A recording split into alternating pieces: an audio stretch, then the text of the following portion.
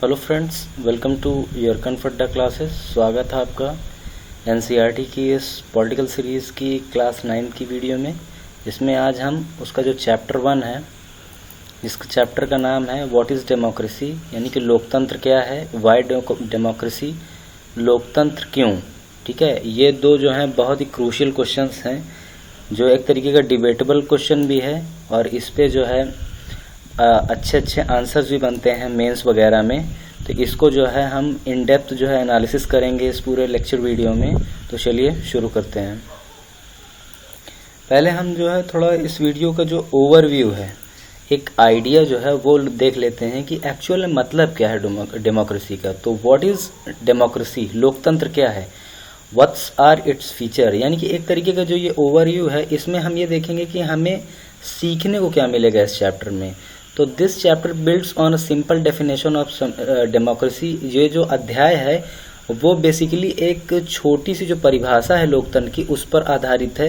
तो इसमें हम स्टेप बाय स्टेप, यानी कि जो चरण बाय चरण है, उसके हिसाब से we work out the meaning of the terms involve in the definitions. तो जो माने छिपा हुआ है लोकतंत्र के परिभाषा में, उसको हम समझने का प्रयास करेंगे।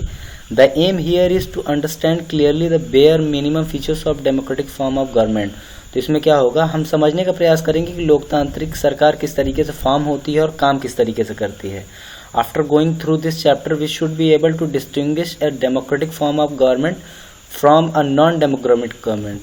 तो इसमें जो फाइनली हमारा जो आउटपुट होगा, यानी कि जो हमारी अंडरस्टैंडिंग जो एक तैयार होगी, वो ये है कि एक लोकतांत्रिक सरकार एक गैर लोकतांत्रिक सरकार से किस तरीके से डिफरेंस होती है, और उसके जो फैक्टर्स और कॉजेज और इनपुट्स होते हैं वो किस तरीके से एक दूसरे से अलग अलग होते हैं, उनमें क्या डिफरेंस होता है उनके बीच में।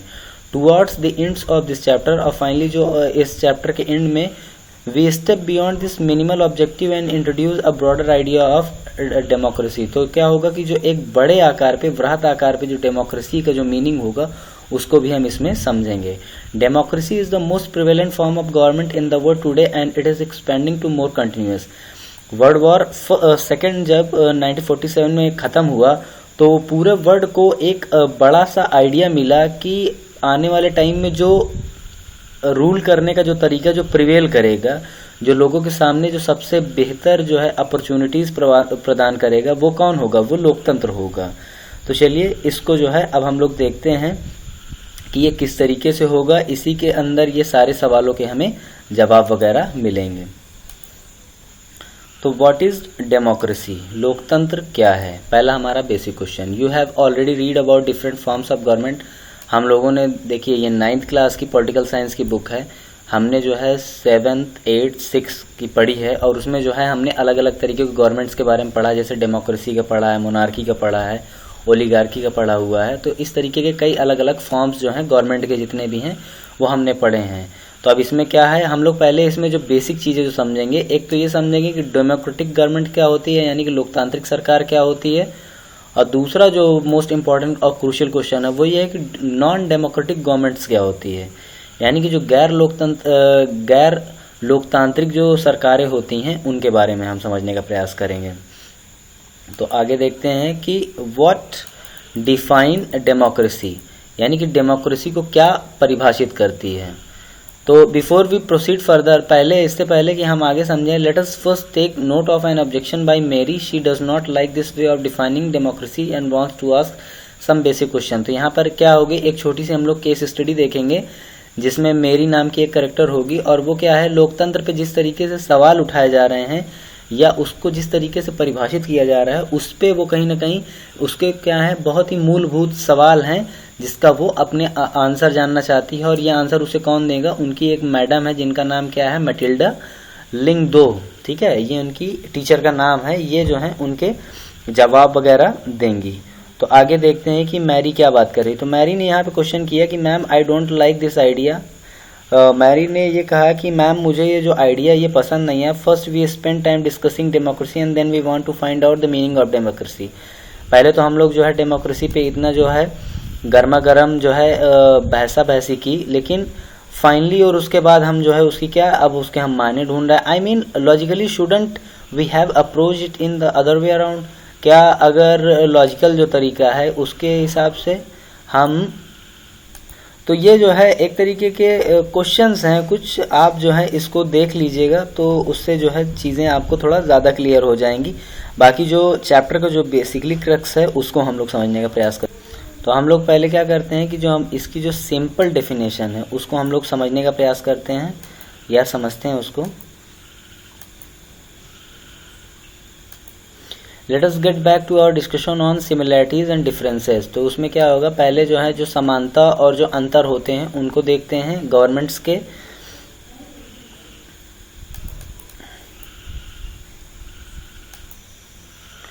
तो डेमोक्रेसी को जो है पहले देखते हैं कि one simple factor common to all democracies, सारे लोकतंत्र की जो सबसे बेसिक और बहुत फंडामेंटल सी जो क्वालिटी है वो ये है कि इसमें जो सरकार होती है वो चुनी जाती है किनके माध्यम से, लोगों के माध्यम से। यानी कि 18+ जो भी व्यक्ति वोट करने के राइट जिनके पास होते हैं वो लोग जो हैं एक सरकार को चुनते हैं, एक व्यक्ति को चुनते हैं जो उनको रिप्रेजेंट करता है पार्लियामेंट वगैरह में। Democracy is a form of government in which the rulers are elected by the people. तो ये जो परिभाषा है उसका मतलब क्या है कि लोकतंत्र वह सिस्टम या प्रणाली है जिसमें सरकार या गवर्नमेंट जो होती है लोगों के माध्यम से चुनी जाती है रूल करने के लिए। This is a useful starting point, यह एक बहुत ही महत्वपूर्ण या काम की शुरुआत की बात है। This definitions allow us to separate democracy from forms of government. तो इससे सबसे पहली और बेसिक चीज़ क्या क्लियर हो जाती है कि लोकतांत्रिक और गैर लोकतांत्रिक में अंतर करने का सबसे बड़ा तरीका यही है कि उसमें हमें ये देखना है कि जो गवर्नमेंट है वो किसके द्वारा चुनी जा रही है। देखिए, the army rulers of Myanmar they are not elected by the people. दरअसल क्या है कि जो आर्मी है या जो म्यांमार जो देश है, ठीक है, म्यांमार क्या देश है, एक साउथ ईस्ट एशियन कंट्री है जहाँ पर क्या हुआ था कि जो आंग सान सूकी हैं उसके जो फादर थे उनको जो है मिलिट्री ने जो है कैप्चर कर लिया था और उसके बाद जो है वहाँ पर जेनोसाइड और मसाकर जैसी परिस्थितियाँ थीं। और जो वहाँ पे जो सरकार चल रही है वो सरकार किसके माध्यम से चल रही है, वो सरकार आर्मी के द्वारा चलाई जा रही है, वो इलेक्टेड नहीं है। ठीक है, तो एक तरीके की एनार्की है वहाँ पर, अराजकतावादी सरकार का स्थापना है। अब आगे देखते हैं, became the rulers of the country people had no say in this decision. अब इसमें क्या होता है, इस तरीके की जहाँ पर सरकार स्थापित होती है तो वहाँ पे सबसे बड़ा मुद्दा ये होता है कि लोग जो हैं, लोग क्या करते हैं, लोगों के साथ समस्या ये है कि लोगों के पास जवाबदेही नहीं है। अगर गवर्नमेंट उनके साथ कोई चीज़ गलत करती है तो वो लोग जो है उसका मुंह तोड़ जवाब नहीं दे सकते। अब जैसे मोनार्की है, ठीक है, मोनार्की का क्या समझना है हमको कि जो सऊदी अरब के राजा वगैरह होते हैं उनको जो है लोग नहीं चुनते हैं। लोग ना चुनने की वजह से क्या होता है कि उनके अंदर एक तरीके का मनमाना व्यवहार आ जाता है और जब वो कोई कानून वगैरह बनाते हैं तो उसमें क्या होता है, उसमें ओपननेस नहीं होती है, लोगों की राय शामिल नहीं होती है। कुछ गिने चुने लोग जो हैं आम लोगों के लिए बगैर समझे बूझे कि वो कानून बनाने से लोग किस तरीके से प्रभावित होंगे वो डायरेक्ट कानून बना देते हैं। और ये सब सारे क्या हैं, ये सब मोनार्की के लक्षण हैं। इसमें जो है लोकतंत्र का कोई सहभागिता नहीं होती है। This simple definition is not adequate, लेकिन तब भी यह परिभाषा जो है ये पूर्ण नहीं है। It remind us that democracy is people's rules. तो ये कहीं ना कहीं ये बताना चाह रहा है कि जो लोकतंत्र है वो लोगों का शासन है। But if you use this definition in an unthinking manner, अगर इसको हम बगैर सोचे समझे इस्तेमाल करें तो we would end up calling almost every government that holds an election a democracy. तो फाइनली हमारा जो रिजल्ट है वो ये आएगा कि कोई भी देश जो भी लोगों के द्वारा चुनी गई सरकार के माध्यम से देश के शासन को चलाने का प्रयास करते हैं, क्या वो लोकतांत्रिक हैं? तो ऐसा नहीं है। That would be very misleading, और ये क्या होगा, एक तरीके की गुमराह करने वाली बात होगी। As we shall find out in chapter 3, जैसा कि आगे आने वाले जो चैप्टर 3 है उसमें हम इसको देखेंगे कि every government in contemporary world wants to be a called democracy. वर्तमान में जितने भी देश हैं वहाँ पे शासन करने वाली जो सरकारें हैं वो प्रत्येक सरकारें कहीं ना कहीं अपने आप को जो है डेमोक्रेटिक कंट्री के रूप में दिखाने चाहते हैं, even if it is not so, और जबकि वो एक लोकतांत्रिक देश नहीं है। This is why we need to careful distinguish between a government that is democracy and one that pretend to be one. इसीलिए क्या होगा, हमें जो है इस अंतर को समझना या इस अंतर को करना बहुत ज़रूरी है कि कौन सी सरकारें लोकतांत्रिक हैं और कौन सी सरकारें गैर लोकतांत्रिक हैं। और इसको हम कैसे समझेंगे, तो आगे आने वाले जो हमारे पैराग्राफ्स हैं उसमें हम लोग इसे देखते हैं। अब जैसे कि आप ये कार्टून देखिए, ये कार्टून में क्या है, ये कार्टून में ये है कि ये लोग हैं आर्म्स से लैस जो हैं आर्मी वाले हैं और ये जो हैं डेमोक्रेसी की स्थापना कर रहे हैं। तो कहीं ना कहीं ये क्या है, ये लोकतंत्र के साथ एक तरीके की मौकरी है या मजाक किया जा रहा है कि आर्मी या मिलिट्री मैन्स के द्वारा जो है एक तरीके की लोकतंत्र की स्थापना की जा रही है, जो कि इम्पॉसिबल है। लोकतंत्र की स्थापना किन के माध्यम से की जाएगी, उन आम लोगों के माध्यम से की जाएगी जो वोट करके अपने रिप्रेजेंटेटिव स्वयं चुनते हैं। तो अब आगे देखते हैं हम लोग features of democracy. Features of democracy, तो फीचर्स ऑफ डेमोक्रेसी से मतलब क्या है, ये देखिए ये यहाँ पे बना हुआ है। Features of democracy, we have started with a simple definition that democracy is a form of government in which the rulers are elected by, यानी कि लोगों के माध्यम से चुनी गई जो सरकार बनती है वो क्या कहलाती है, वो लोकतंत्र कहलाती है।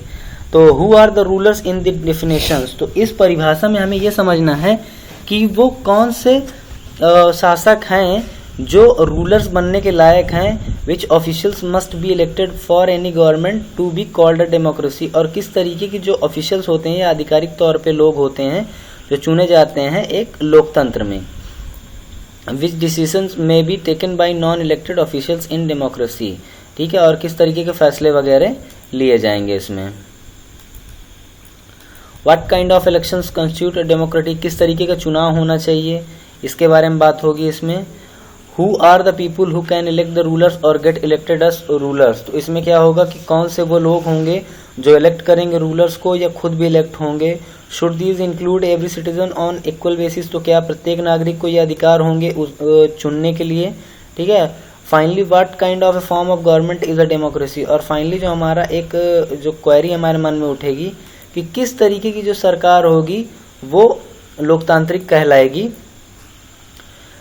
और must a democratic government function with some limits, is it necessary for a democracy to respect some rights too, तो क्या लोकतंत्र में जो नागरिक होंगे उनके राइट्स वगैरह की किस तरीके से पूर्ति वगैरह की जाएगी, उस पर भी फोकस किया जाएगा। Major decision by elected leaders in Pakistan, तो ठीक है, यहाँ पर अब हम क्या है कि पाकिस्तान की एक केस स्टडी देखेंगे कि उन्होंने किस तरीके से वायलेट किया या कॉपरेट किया किसके साथ, डेमोक्रेसी या लोकतांत्रिक बिहेवियर के साथ। In Pakistan general Pervez Musharraf led a military coup in October 1999, 1999 में क्या है, परवेज मुशर्रफ जो जनरल रहे हैं उन्होंने क्या किया, एक तरीके का मिलिट्री कूप किया, सैन्य ने जो है छेड़छाड़ की शासन व्यवस्था के साथ, और elected government and declared himself the chief executive of the country, और उन्होंने क्या है अपने आप को जो है चीफ एग्जीक्यूटिव यानी कि प्रेसिडेंट के तौर पे खुद को चुन लिया। 2002 में उन्होंने रेफरेंडम वगैरह भी करवा लिया। तो क्या है, एक तरीके की जो ह्यूमन राइट्स है उसका जो है वायलेशन वगैरह हो गया इसमें। अब जैसे कि ये फोटोग्राफ देखिए, इस फोटोग्राफ में से आपको क्या सीखने को मिलता है, आप जो है मुझे आंसर करके बताइए कमेंट बॉक्स में कि इस फोटोग्राफ से क्या समझ में आता है आपकी लोकतंत्र और ये जो आर्मी है ये किस तरीके से एक दूसरे को जो है एक्सप्लॉइट कर रहे हैं या वायलेट कर रहे हैं। रूलर्स देखिए, rulers they can not take the final decision, तो रूलर्स क्या होते हैं, वो फाइनल डिसीजन वगैरह जो है वो नहीं लेते हैं। The powers to take final decision rested with army officials, तो जो आर्मी ऑफिशियल्स थे पाकिस्तान में उनके अंदर जो है जो पूरी जो ताकत थी या फैसले लेने की जो क्षमता थी उसको वेस्ट कर दी गई थी, उनके अंदर जो है डाल दी गई थी। कहीं ना कहीं एक तरीके का क्या हो गया, तानाशाही या राजतंत्रात्मक बिहेवियर जो है शुरू कर लिया गया था। They formally have an elected parliament and government but the real power is with those who are not elected. तो फाइनली जो कंक्लूजन निकल के आता है इस पाकिस्तान की जो 99 की जो कूप के बाद जो केस स्टडी हमने पढ़ी, तो उसमें ये निकल के आया कि पावर जो है जो लोग हैं उनके हाथ में नहीं थी, ठीक है, पावर उन लोगों के हाथ में थे जिन्होंने बैकिंग दी थी, पैसे दिए थे कूप करने के लिए, वो लोग जो हैं फाइनली इसका इस्तेमाल कर रहे हैं। अब आगे हम लोग देखते हैं free and fair electoral competition, जो निष्पक्ष चुनाव और स्वतंत्र जो चुनाव होता है उसके बारे में हम लोग इसको समझते हैं। तो उसमें ये लिखा है कि in China elections are regularly held after every 5 years for electing the country's parliament called Quanguo Renmin Daibiao Dahui national people's congress. तो क्या होता है, जो चाइना है, चाइना में प्रत्येक साल जो है, प्रत्येक 5 साल में चुनाव कराया जाता है, जिसका नाम क्या है, नेशनल पीपल्स कांग्रेस, जिसे एनपीसी भी कहा जाता है। तो इसमें क्या होता है कि 3000 से ज़्यादा मेंबर होते हैं, ठीक है, और फिर वो इस तरीके से एक दूसरे को चुनते हैं, और उसके बाद जो है फाइनली एक ही जो पार्टी है जिसका नाम है चाइनीज़ कम्युनिस्ट पार्टी, और उसी के माध्यम से क्या होता है कि एक जो है बंदा जो है प्रेसिडेंट वगैरह चुन लिया जाता है। 2002 से 2003 में ऐसा ही हुआ, और वर्तमान में जो शी जिनपिंग है प्रेसिडेंट, उनका भी मामला कुछ ऐसा है कि वो जब मन चाह रहा है वो अपना जो कार्यकाल वगैरह है उसको बढ़ा ले रहे हैं। तो कहीं ना कहीं जो क्या है, जो निष्पक्ष चुनाव वाली जो बातचीत है वो जो है बेईमानी सी यहाँ पर है। सिंस इट्स इंडिपेंडेंस इन 1930, 1930 के इंडिपेंडेंस के बाद जो मैक्सिको देश है वहाँ पर क्या है, इलेक्शंस जो है प्रत्येक 6 साल के अंदर अंदर हो रहे हैं राष्ट्रपति के।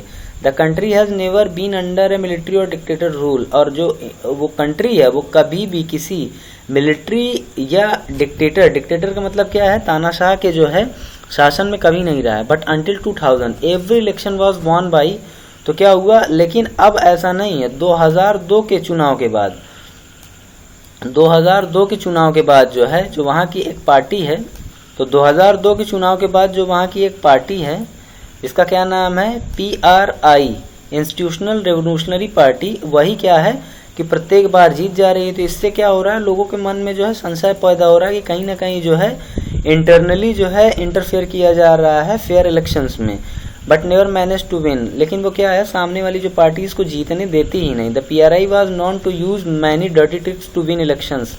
तो क्या होता है, जो साम दाम दंड की सारी नीतियां होती हैं चुनाव जीतने के लिए, वो जो है PRI जो है हर बार ट्राई करती है और अपने अपोजिशन में किसी भी पार्टी को जीतने वगैरह नहीं देती है।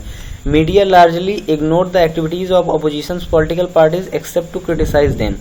और जो वहाँ की जो मीडिया है, ठीक है, मीडिया के साथ क्या है, मीडिया जो है फोर्थ पिलर ऑफ डेमोक्रेसी माना जाता है। लेकिन अब मीडिया ही अगर कॉपरेट नहीं करेगी, लोगों की हेल्प नहीं करेगी, तो क्या होता है, जो फाइनल रियल जो प्रॉब्लम्स है वो लोगों के सामने आ नहीं पाती हैं। तो ठीक है, अब आगे हम लोग देख लेते हैं कि 1 पर्सन 1 वोट 1 वैल्यू, यानी कि एक व्यक्ति एक मत और उसकी कीमत। तो earlier we read about how the struggle for democracy was linked to the demand for universal adult franchise. तो जो ये vote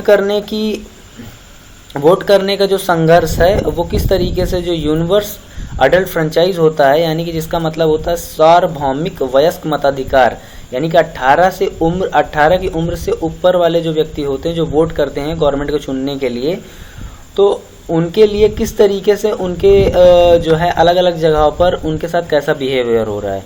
until 2015 in Saudi Arabia women did not have the right to vote. तो 2015 से पहले जो है Saudi के औरतों को जो है वोट करने का अधिकार नहीं था। एस्टोनिया, ठीक है, ये क्या है कि ये जो है एक बाल्टिक कंट्री है, एस्टोनिया, लाटविया और एक कंट्री और है। तो Estonia has made its citizenship rules in such a way that people belonging to Russian minority find it difficult to get the right to vote. तो अब देखिए, एस्टोनिया की जो गवर्नमेंट है उन्होंने क्या सिस्टम बना दिया है, उन्होंने इस तरीके के कानून बना दिए हैं कि जो भी रशियन माइनॉरिटीज़ हैं उन्हें जो है एस्टोनिया में वोट करने के बड़े मुश्किल से ही राइट्स प्राप्त होते हैं। फिजी, ठीक है, फिजी जो एक आइलैंड कंट्री है, electoral system is such that the vote of an indigenous Fiji has more value than that an Indian Fijian. देखिए क्या है, फिजी जो देश है यहाँ पर जो है भारत के बहुत ज़्यादा लोग रहते हैं। ये अकेला उन देशों में से है जहाँ पर भोजपुरी बहुत बड़ी मात्रा में बोली जाती है। तो यहाँ पर एक क्या है, यहाँ पे भी एक डिलेमा चल रहा है कि जो इलेक्टोरल सिस्टम है वहाँ पर जो इंडिजीनस यानी कि जो देसी फिजी का जो मूल फिजी के रहने वाले निवासी हैं उनके जो वोट करने की जो वैल्यू है, और वहाँ पर रहने वाले जो भारतीय फिजियन हैं यानी कि भारत के फिजी के निवासी हैं उनके वोट में बहुत डिफरेंस है। यानी कि एक वोट से कहीं ना कहीं 2 वोट वाली फीलिंग आती है, और जो इंडियन फिजियन जो वोट है वो कमज़ोर दिखता है। Democracy is based on a fundamental principle of political equality. तो जो लोकतंत्र है वो कहीं ना कहीं क्या है, राजनीतिक जो समानता होती है उस पर आधारित है, और यह मूलभूत जो है परिभाषा है या रूल है। That give us the third feature of democracy. और इससे क्या होता है, हमें जो लोकतंत्र का जो तीसरा जो लक्षण है उसकी प्राप्ति होती है। In a democracy each adult citizen must have 1 vote and each vote must have one value. तो लोकतंत्र का जो सबसे बड़ा जो एक एस्पेक्ट है जिसमें ये तय किया जाता है कि एक व्यक्ति के एक वोट की कीमत दूसरे व्यक्ति के एक वोट की कीमत के समान ही हो, यानी कि उसके साथ जो है इक्वल ट्रीटमेंट किया जाए वोट के मामले में। देखिए जैसे कि मैंने ऊपर आपको केस स्टडी बताई कि फिजी में किस तरीके से जो है मतलब जो बिहेवियर है वो डिस्क्रिमिनेशन बेस्ड है, डिस्क्रिमिनेशन किया जाता है, यानी कि एक के जो मूल फिजियन है यानी जो मूल फिजी का निवासी है उसके वोट में और जो भारतीय मूल का जो फिजियन नागरिक है उसके वोट में फर्क है, यानी कमतर है भारतीय मूल के फिजियन नागरिक के वोट की वैल्यू। और फाइनली जो अब एक जो मोस्ट इम्पॉर्टेंट सेगमेंट है जिसको बोला जाता है rule of law and respect for rights, यानी कि रूल ऑफ लॉ या कानून का जो शासन होता है उसको हम समझेंगे और अधिकारों की रिस्पेक्ट का मामला जो है वो हम देखेंगे। जिम्बाब्वे जो है उसने जो है अपनी इंडिपेंडेंस जो है वाइट माइनॉरिटी से यानी कि जो ये गोरे लोग होते हैं उनसे 1980 में प्राप्त की। सिंस देन वो कंट्री जो है जानू पीएफ करके एक कोई थे उनके जो कि फ्रीडम स्ट्रगल रहे हैं, यानी कि उन्होंने स्वतंत्रता संघर्ष में जो है सबसे बड़ी जो है भूमिका अदा की थी, जिनका नाम था रॉबर्ट मुगाबे। इन्होंने क्या किया उसके बाद जो है रूल किया। Elections were held regularly and always by ZANU PF. जो जानू पीएफ पार्टी है ये प्रत्येक साल जीत जा रही थी। Over the year his government change the constitution several times. और ये क्या कर रही थी, ये जो पार्टी थी ये संविधान के साथ छेड़छाड़ करके कहीं ना कहीं अपने फेवर में सारे कानून के फायदे उठा रही थी। पब्लिक क्या हुआ, प्रोटेस्ट शुरू हो गए, डेमोन्स्ट्रेशन शुरू हो गए, जिससे क्या हुआ, जिसे बाद में इन लोगों ने क्या किया कि डिक्लेयर्ड इलीगल कर दिया, यानी कि इलीगल डिक्लेयर्ड कर दिया। टेलीविज़न और रेडियो भी कहीं ना कहीं जो है गवर्नमेंट के माध्यम से कंट्रोल हो रही थी। वो जो भी इंफॉर्मेशन का जो डायरेक्शन था वो अपनी तरफ से घुमा के कर लिया था उन लोगों ने कि जो चीज़ वो चाहेंगे लोगों को पता चलेगा, बाकी लोगों को वो नहीं पता चलने देंगे। तो आगे हम लोग देखते हैं। Government harass those journalist who went against it. Government ने उन जर्नलिस्ट को, उन पत्रकारों को भी परेशान किया या उनको जो है एक्सप्लॉइट किया जिन्होंने ये बताया या जिन्होंने सच लोगों के सामने रखने का प्रयास किया। तो फाइनली क्या हुआ कि 2017 में जो है रॉबर्ट मुगाबे को जो है निकाला गया। The example of Zimbabwe shows the popular approval of the rulers. तो इसमें क्या हुआ, कहीं ना कहीं एक जो पॉपुलर अप्रूवल होता है यानी शासक जो चाहेगा वही होगा, उसकी चीज़ की गई। लेकिन ये क्या है, लोकतंत्र के तौर पे दिखाया गया, लेकिन ये लोकतांत्रिक बिहेवियर नहीं था। Popular governments can be undemocratic. जो पॉपुलर गवर्नमेंट होती हैं वो कहीं ना कहीं गैर लोकतांत्रिककारी होती हैं, लोकतांत्रिककारी होती हैं। Popular leaders can be autocratic. जो पॉपुलर लीडर्स होते हैं वो ऑटोक्रेटिक होते हैं, यानी कहीं ना कहीं उनका जो शासन करने का तरीका होता है वो बहुत ही मनमाना होता है और वो जो चाहते हैं उसमें वो लोग कानून वगैरह बनाते हैं। अब आगे देखते हैं हम लोग। यहाँ पे क्या होता है, यहाँ पे जुडिशरी वगैरह, जो जुडिशरी वगैरह की जो भूमिका होती है वो भी क्या होती है, बहुत कमज़ोर सी होती है, जिसे हम चैप्टर 5 में देखेंगे। Similarly these are some condition that apply to the way a government is run after the elections. तो क्या होता है कि लोकतंत्र में चुनाव के बाद किस तरीके से सरकारें काम करती हैं। A democratic government can not do whatever it take simply. देखो लोकतांत्रिक जो सिस्टम होता है उसमें ज़रूरी नहीं है कि सरकार जो चाहे वो काम कर ले। Every major decision has to go through a series to consultations. जैसे कि भारत में क्या है, कोई कानून वगैरह बनाना है तो उसको पहले क्या करते हैं, पहले तो प्रेसिडेंट से असेंट लिया जाता है, यानी कि प्रेसिडेंट पहले फाइनलाइज करे कि ये कानून एक्चुअल में बनना है या नहीं बनना है। लेकिन फिर बाद में क्या होता है, फिर बाद में जो है फिर उसको लोकसभा में रखा जाता है, वहाँ पर वो जो है फुल मेजॉरिटी के साथ पास किया जाता है। फिर उसके बाद जो है राज्यसभा में जाता है, फिर फाइनली राष्ट्रपति उसको सिग्नेचर करता है और फिर उसके बाद वो कानून बनता है। तो कहीं ना कहीं क्या है, डेमोक्रेसी में जो लॉ बनाने की जो प्रक्रिया है उसमें जो है कहीं ना कहीं एक प्रोसेस या जो कंसल्टेशन करने की जो प्रक्रिया होती है, यानी कि सबसे पहले जो है एक दूसरे से अंडरस्टैंडिंग बनानी है, उस पर वाद विवाद करना, आर्गुमेंट्स क्रिएट करने हैं और फिर उसके बाद फाइनल कंक्लूजन निकाल के फिर उस कानून को लोगों के हित में लागू करना है।